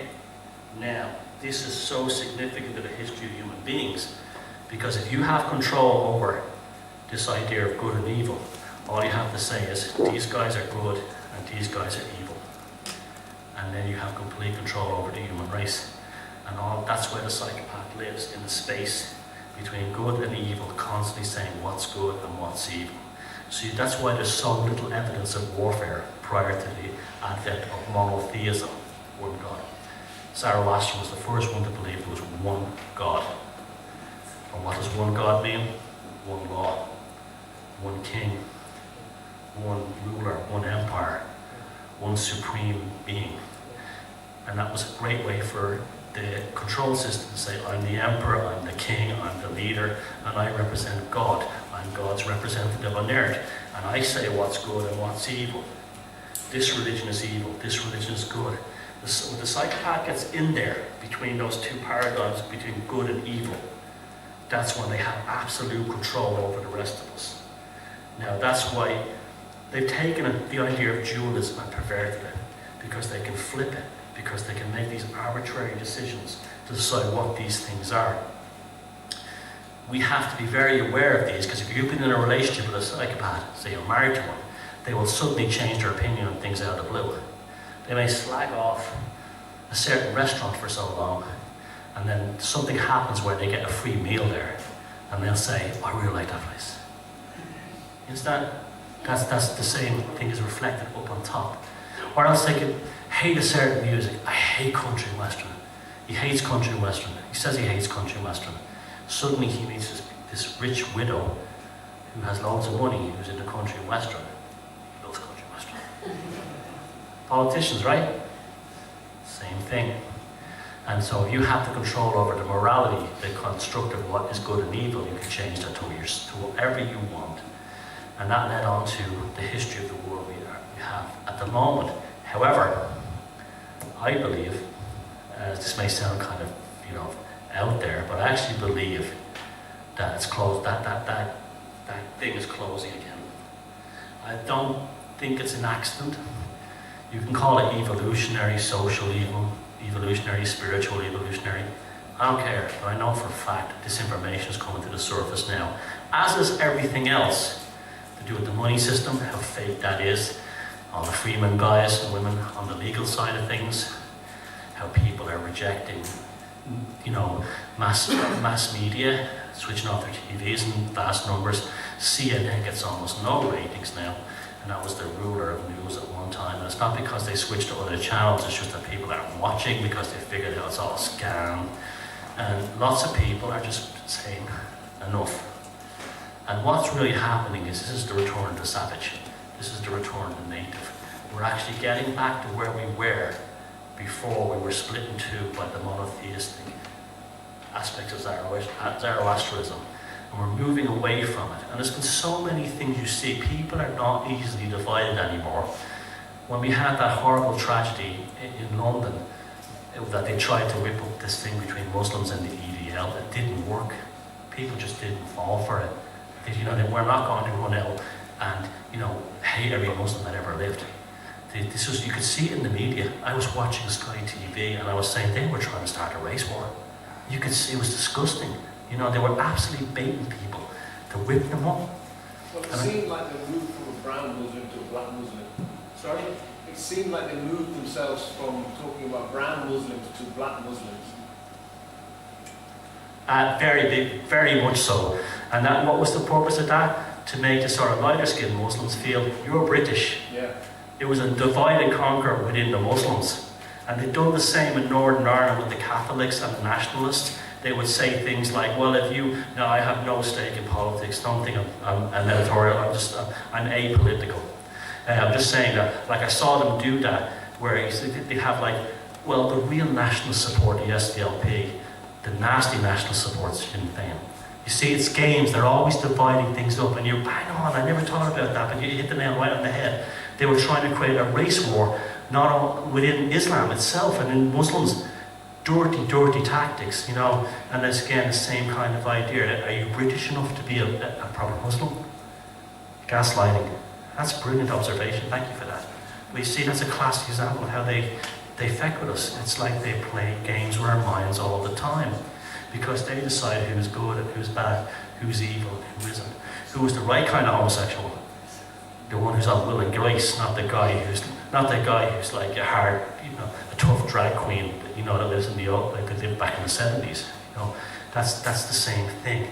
And I even see, I can remember, when Ireland, when the Good Friday Agreement was coming in, they were talking about a new version of Irishness.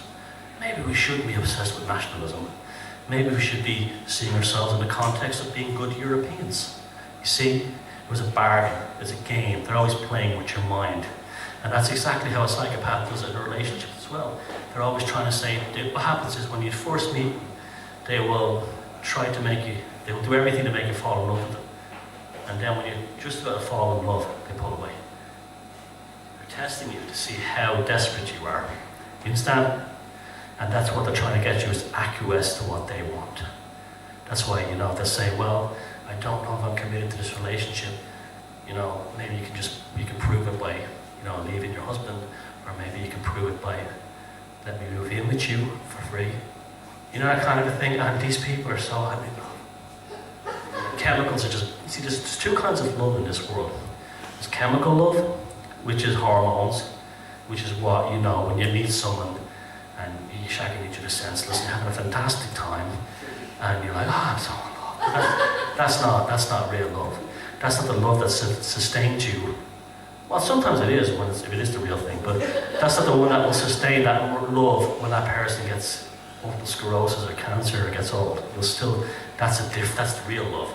That's the same kind of love a mother has for a child, or your dog has for you. It goes very, very deep. You were saying unconditional love, that's the real unconditional love. And that's what happens with people who've been together. That's why couples start to look like each other after a long time together. They really do. That's actually to do with epigenetics. It's another interesting thing. But it's the same, and also why people look at their pets. Or their pets look at people. That's a very deep connection that actually changes biology, believe it or not, through epigenetics by switching on certain gene sequences. But that's the real love. But, and we were talking about this, great one, pornography, right? Now, I'm not a prude, I'm certainly not against, if people want to watch porn, that's their own business. I have no problem with that. But they've changed pornography. There's a difference between pornography and erotica. Erotica is a I wouldn't call it pornography, but its titillation is based on the idea that erotica is about two people bonding. It doesn't matter if they're a straight couple or a gay couple. It doesn't matter. There's something about that hits a person's libido in a very different way. It's really, sex really is in the mind, okay? So that erotica is very appealing to most people because it's really about the intimacy of sex, right? But pornography is not about that. Pornography is how a psychopath sees sex. It's just orifices, and body fluids, and just, doing it here, there, and everywhere in every different position. That's not the same. That's not human sexuality. That's psychopathic sexuality. That's not how most people are, but it's how they're trying to make most people be. Like, I remember years ago someone saying the Judicial Society best by its pornography. And there's a lot of truth to that because, you know, if you looked at I'm talking about years ago, it's a mess now with the internet. Years ago, if you looked at pornography in, say, France, there'd be pictures of women in lingerie.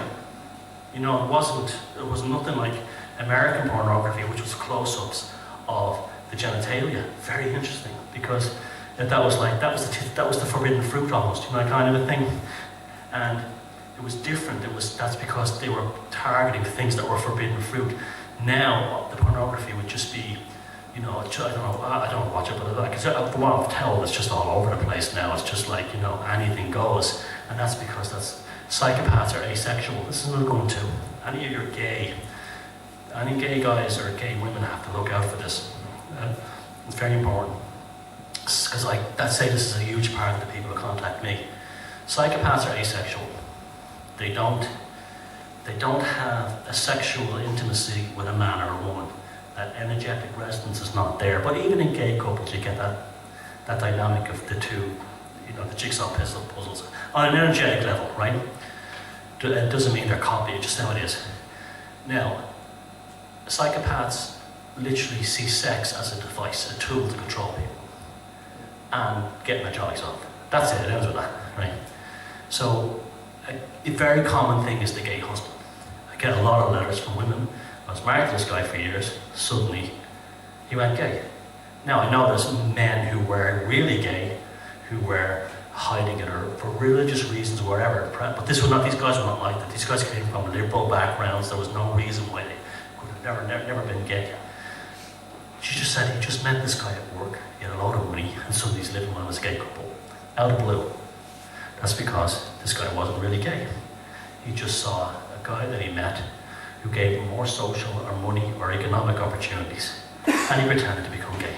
It's surprisingly common. Unfortunately, there's two victims here. Okay, the woman they left, right? But also the guy that he's gone with now, because she thinks she's lost her soulmate. He thinks he's found his soulmate, and what they've both discovered is a fraud, an actor. And these people are the most damaged of all, because even their own identity of themselves is damaged by this. And one woman wrote to me, and that was very good. It was actually a very moving email, but I never thought about it that way. But the media plays on this stuff too. Like, I said Will and Grace, like she was saying, you watch films like, what was that film, Brokeback Mountain? And she says that one of the guys in that movie left his wife for another guy. But he said, and the guy who wrote this to me was actually gay, and he said to me, have you noticed how they portrayed the wife in the movie Brokeback Mountain? She was a bitch. She was a bitch for not being understanding enough. But meanwhile, she had her husband leave her. That was the issue. Not that she was homophobic or anything, but the movie people twist the story, and apparently it wasn't originally written that way. The original movie script was very sympathetic towards the wife's plight, but it was just easier for Hollywood to play the politically correct card and just portray her as being an ignorant, like, redneck bigot. It was a nice, cheap, easy stereotype. So they're very devious and nasty how they do these things to us. Now, there's been some recent things. See, I'm trying to keep this as contemporary as possible. I don't like repeating things in my talks. Michael Douglas, the actor, he had throat cancer, right? And they now come out that he's now claiming that he got it from having oral sex with women, cunnilingus, right? So, you know, I swear to God, this is true. Like 4 years ago when I first heard about this, I said, watch, they're going to say it happened to him from, you know, that, you know. And as a joke, I said it to a friend, as a joke. And then now it's in the news. So what's the first person who contacted us is a woman, a feminist friend of mine she's not a hardcore feminist, but a feminist friend of mine in Italy, contacts me and says, Thomas, they're attacking women again. Because they're trying to take away the bonding between a man and a woman in a sexual way by making women look like they carry cancer. And it happened in the same week that Angelina Jolie had the voluntary mastectomy. So women are now, you know, it's all about desexualizing women. But at the same time, Angelina Jolie was shoved in your face as the ultimate sex thing. You know, I was shoved in your face. She's very high testosterone too. And that's a very common trait in psychopaths. I'm not saying she is, but I'm just saying it is. And that came out the same week. This was a total psyop, if you want to call it that. And it was all about destroying intimacy between people. And it was especially targeted at women, to make women believe that they need to have lots of plastic surgery, go to doctors constantly, and otherwise your men will leave you, that kind of thing, because they have a vested interest in splitting up couples because they want the double taxation. That's the reason why feminism was created. Now I know feminism was needed. Women were earning way less. A few years ago, a woman was married to a guy in a government office, and they got married. She was expected to leave her job. Women were totally second-class citizens in every way, and that was all noble things of the women's lib movement. But the only reason they made all that stuff legal is because the bankers realised that we get all the women working, we'll double the taxation. That was the real reason. That was the real reason they did it.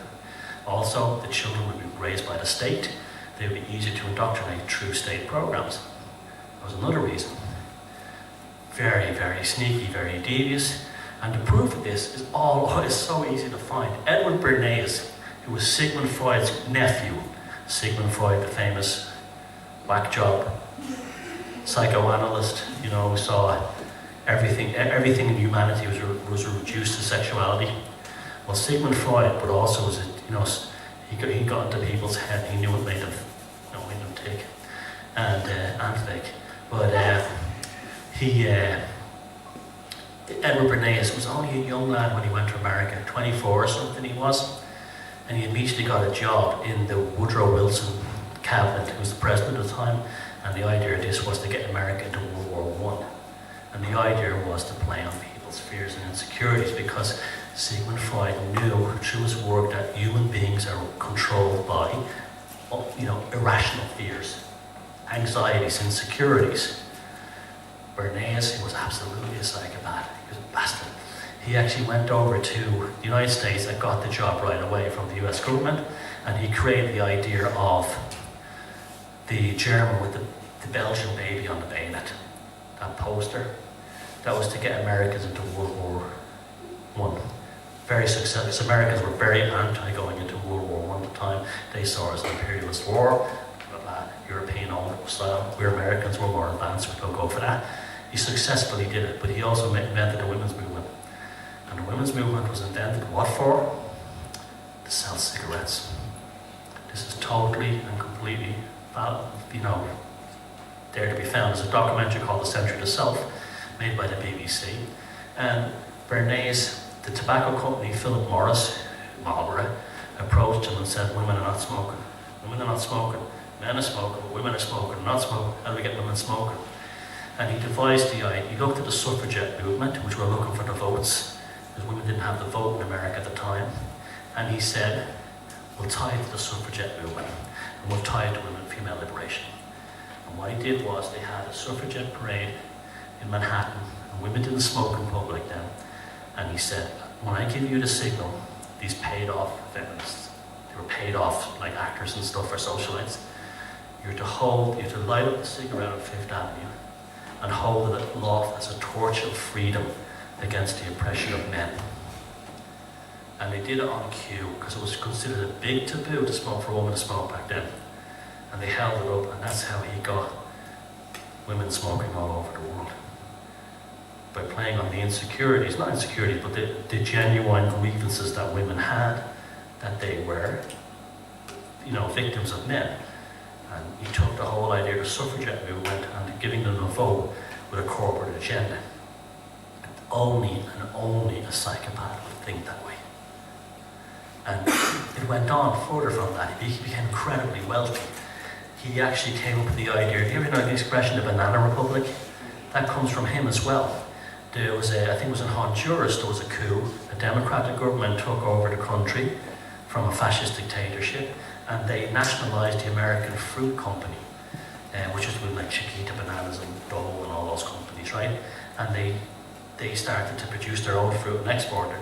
Well, the CIA were very upset about that country having freedom and have that, so the corporations called the Pentagon and said, what can you do to get our, the United Fruit companies back, the ownership of the bananas and the grapefruits and everything else and the pineapples. So it's just an amazing story. He hired CIA jets to pretend to be the government of the country and have them bomb civilian targets and then feed the news back to Americans saying the new government is evil. They're still doing it. They're still doing it. And this isn't a real democracy. It isn't a real country. It's a banana republic.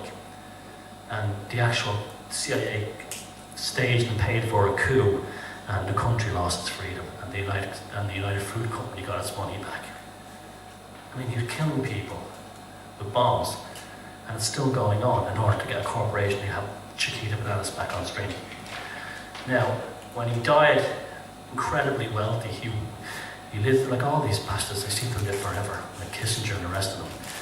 He lived in the upper and top floor of a very posh hotel in Manhattan, and he had the whole top suite. He was so rich he could afford it, and he used to boast about that. This is all paid for because people are stupid. As I used to say, it's human stupidity paid for this. But it wasn't human stupidity. It was imposed stupidity from people like it was from him on people. You understand? They're not naturally like this, and that's what they paid for. And it was that's an example of when one of these gets into a position of power. He wasn't elected. He had tremendous influence. He got results because he was ruthless and cold. But look at the misery. Look how many women die of cancer. Because of cigarettes and stuff. I'm talking about like Marlboros and stuff, that much poison and everything is in them. And all this stuff. And that was all done on the pretense that women deserved freedom. And they do it over and over and over again, and they're doing it in the Middle East with oil. And most Americans, I'm not putting down Americans, I'm married to one, I love American people, but like a lot of Americans do believe that Saddam Hussein attacked the Twin Towers. They really do, because they watch the Fox, and they really did believe that. And when Operation Desert Storm happened, they thought they were going to get the guy who took down the Twin Towers, even though Al-Qaeda was trying to kill Saddam Hussein. They were enemies. And this was constant propaganda. See, like a lot of people say, Americans are so, they seem to get very gung-ho for patriotism and all this stuff. They're unbelievably, those people are subject to propaganda like you wouldn't believe. Jingoism, constant, you live in the greatest country in the world, everyone else is useless. Everybody wants to be in America, they don't want to be American, they hate freedom. It's not because, they're killing other countries. It's not because they're sending drones into Pakistan. It's not because of things like what happened in Honduras, El Salvador, Vietnam. It's because they hate freedom. And they really do believe that, because from the time they're children in school, it's so bombarded into them to control them that they actually believe it. And they don't really have, if you look at American economic mobility, it's even worse than most European countries. It's very hard for a poor American to get rich. It's actually easier in most of Europe because of this hidden class system they have. See, everything is designed in America to tax you or to have you in debt. For instance, this is one of the reasons I couldn't live there anymore, is because I can always remember everybody was going back to school. That was the big thing. I'm going back to school. I'm 50 years old. I'm going back to school. I want to get, because I don't want to slip out of the job marketplace. And endless ads on the TV, on the radio. Got yourself a college degree at so-and-so college, blah, blah, blah. And there's a big money-making scam. And they'll play on your insecurities. That the marketplace is changing, jobs are changing. Do you have the skills that can get you forward? Meaning, will you die in the streets? No, I'm serious. And so I used to feel sorry for people. What are you doing tonight? Me, I'm going to get drunk. I'm going to see land. What are you doing tonight? Oh, well, I'm doing my degree in psychology. Oh, great. Why are you doing it? Oh, because I want to move up in the human resource department. Not because of a love of learning, but a need to believe that if they didn't do it, they wouldn't survive. They wouldn't. They'd be on the streets, playing on fears and insecurities. And it's the most depressing thing, like, they would work in these jobs where, in America you really work. It doesn't matter what job you work in. We really don't work as in Europe compared to there. Unless you've been there, they really work hard, those people. They work long hours and they're very stressed out. And then you might finish at 5, 6 o'clock. And then you go to a college where you do like 3 or 4 hours of study. And then they all have nervous breakdowns before their finals. We're lucky in this part of the world. We're usually done with our education by the time we're like mid-20s. And another reason why they're doing that is because they have massive college loans. In America, you get a college loan very easy, even if you're not looking. It's very easy to get a university compared to Europe because there's so many of them. But it's really a money-making scam, and the idea is to get people into debt. So they get huge college loans, and when you're 19, 20, you don't think I can pay this thing off. But you might graduate with your degree when you're 23, 24, 25, 26, and you might have $100,000 debt to pay off on your loans. So you got to work for that, and then you got to pay all the other things. And then they put you in a trap where they say, the only way you'll pay it off is you do another degree. Because you get an increased salary. So what you do then is take a look at cost. No, it's evil. And so people are trapped with this debt cycle forever. Only a psychopath can think of that. Because that's how they would be. Now, what can we do with people? Put them in debt forever. Why is that good? We'll have their money forever. They'll always be slaves to us. Now, my second book, Defeated Demons, I talked about the prison system in America. This is really going to frighten you. When I left America in '98, I can remember watching a documentary where it was a clip on some current affairs show, where they showed all these people in a town, and I think it was in Ohio or Indiana or somewhere in a rural area, where all the businesses and all the factories had closed down, and they were lobbying for a prison. And they made a rap video, the mayor of the town wearing a cowboy hat, and they're like, is we isn't going to get ourselves a prison. It's on YouTube if you can find it. And I remember thinking to myself, that can't be real. But what was happening was the federal government had decided all these towns that lost this is going to blow your mind, all the towns that had lost their money, their businesses and their infrastructure and their economy, a prison would reinvigorate the economy. So hundreds of new prisons were built all over the United States. Well, what are prisons filled of? Prisoners, right? So they had to fill those prisons up, okay? 2 reasons. They were actually not prisons, they were factories. There were factories that are now today making everything from paint to jeans to license plates, everything. They're factories, but they still needed inmates. So they came up with this law based on 3 strikes and you're out. That if you committed 3 laws, some guy had killed a child, so they played on people's emotions and outrage over this child murder. That this guy had committed 2 previous convictions. So therefore they said, if you commit crime 3 times, no matter what they are, you go to prison for the rest of your life, right? So there are people in America serving life prison sentences because their last crime was stealing a pizza. It might have been done for, carjacking or burglary or selling a bit of dope or something.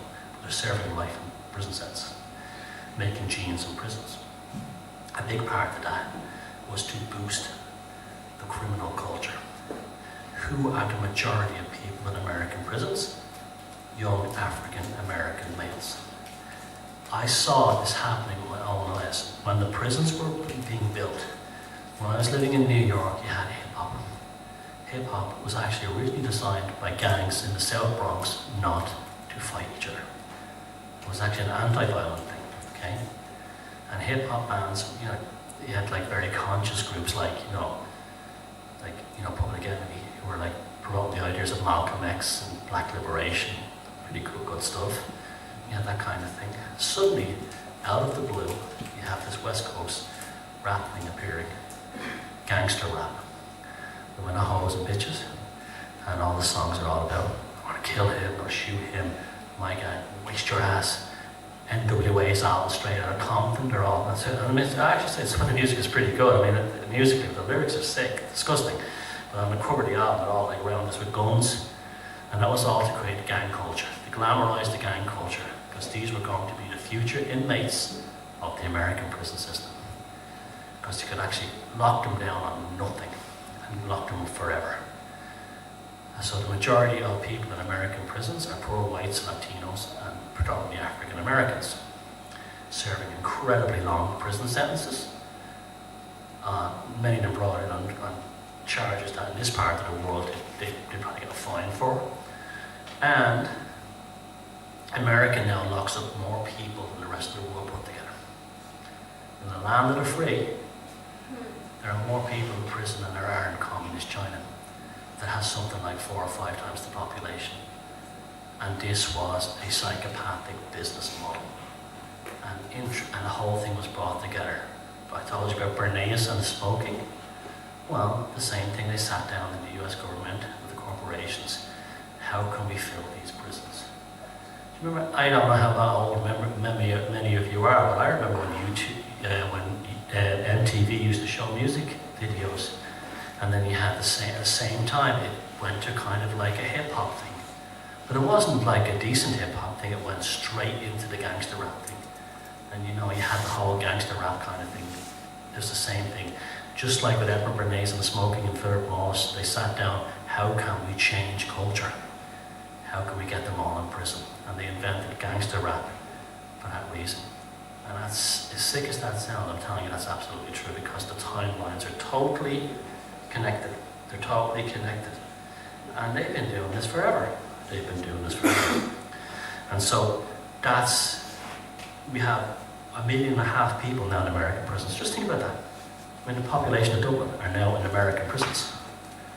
You know, many of them for the rest of their lives, making jeans. And there are also businesses where you would not get away with in a normal factory. The things like making paint, we have very heavy solvents. You get cancer from this. Or their plastic fabrication, you know, injection molding. Again, that's a very high toxic business, and that's what the prisons are doing. And it's you know, and you can't explain this to people. And even though it's basically more or less admitted, this is why only a psychopath come up with that. Because people have asked me, what is a psychopath ultimately at the end of the day? What do they represent? What do they do? And I say, well, it's just business. Just business. Not personal. I have to do what I have to do to get what I want. And that means getting, you know, 1 million people in prison. I'll use gangster rap to glamorize crime to get them in there. Hey, you'll do it. I don't have feelings for other people. I don't care about other people. And so that's an example of why, one of thousands I could give you, of why we need to tackle this issue and why we are tackling this issue. And you know, and you say, okay, it's evil, it's pure evil. Sorry, Paul, how much longer do I have?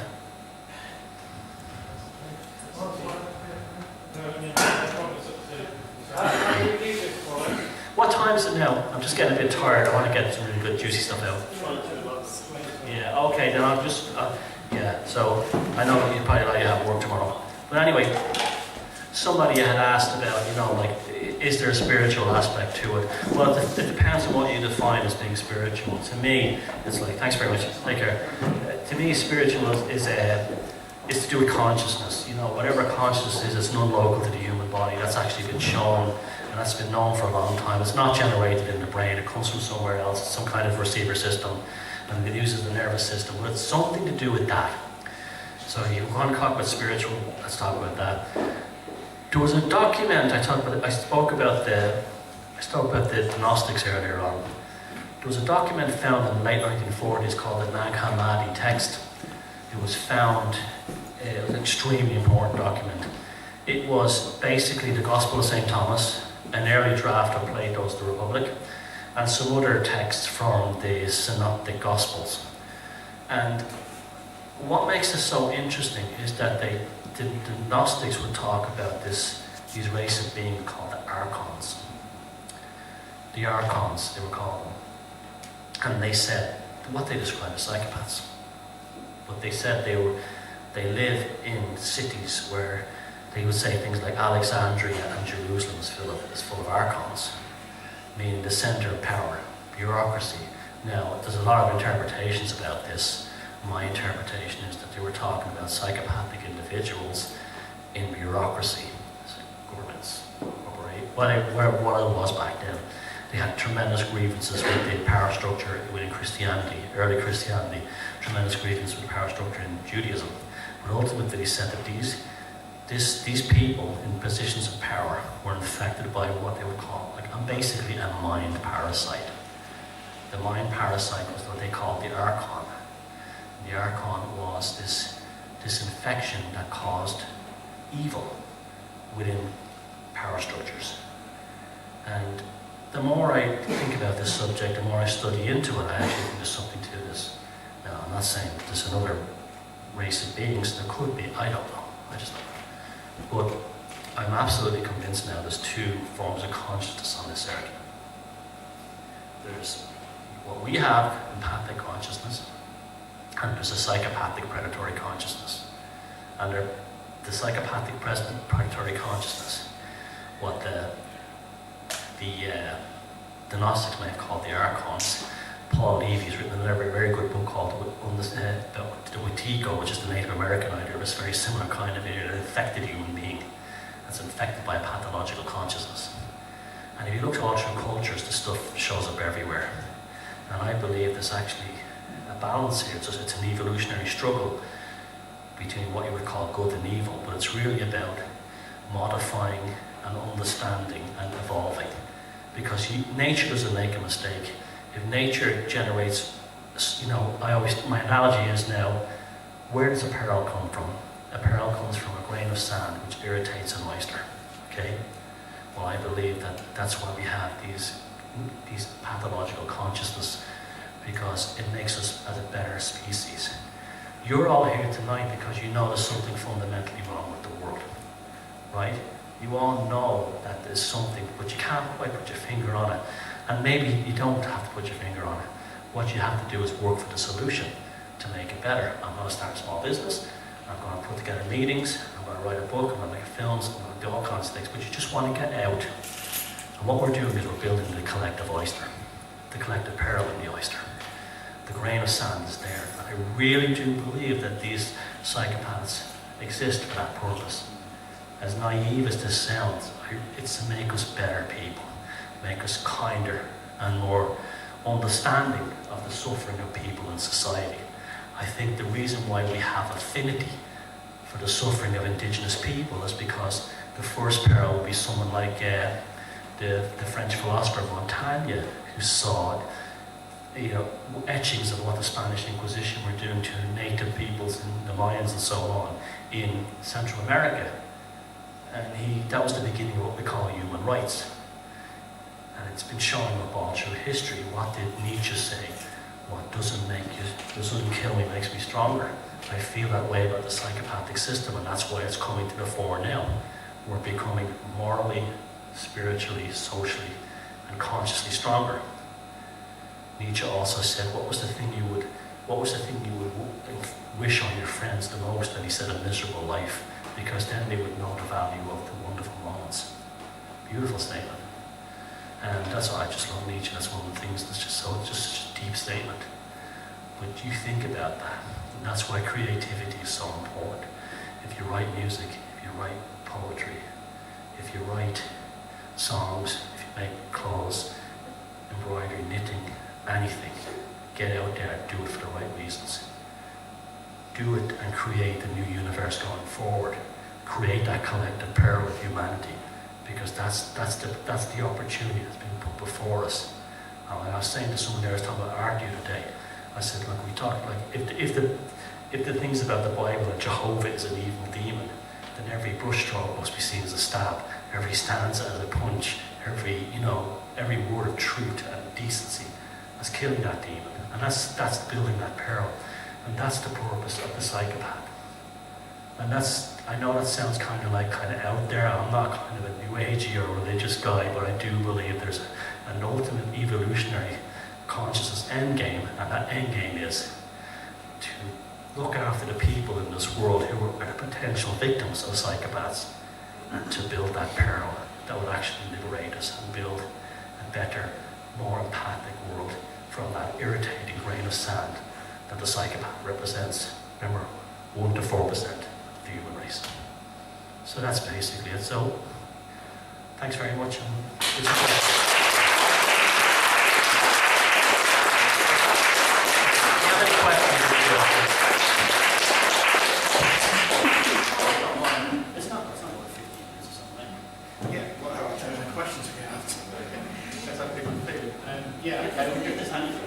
Yeah, okay.